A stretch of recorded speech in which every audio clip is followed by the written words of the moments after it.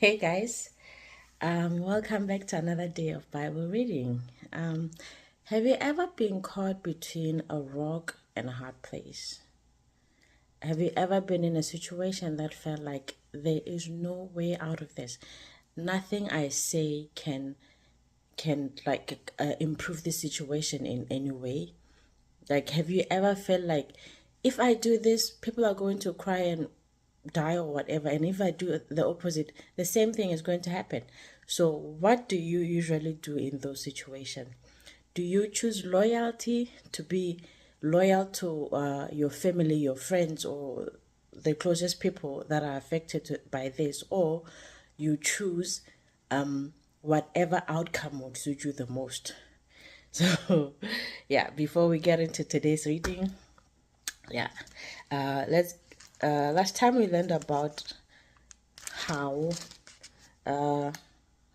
Absalom and his people finally got their army in order. And yeah, and one of Absalom's first recruit killed himself because he saw that this was a suicide mission, and he also didn't want to face David because he knew that this was not going to work out. And yeah, but that's where we left it off last time. And now we are going to read 2 Samuel chapter 18 verse 1 until verse 33. What would you do if you were caught between a rock and a hard place? Let's go. Then David mustered the men who were with him and set over them commanders of thousands and commanders of hundreds. So if you remember that finally they crossed the Jordan. Now they're on the other side of the Jordan because Absalom is pursuing them. So now David is finally choosing to be proactive in all of this.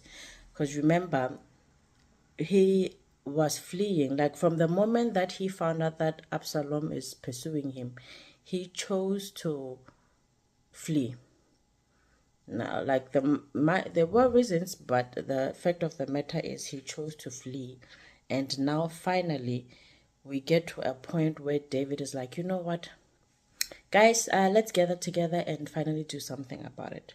So it must have been finally reassuring to see your king finally coming into his leadership role. Because we all know that no one wants a passive leader.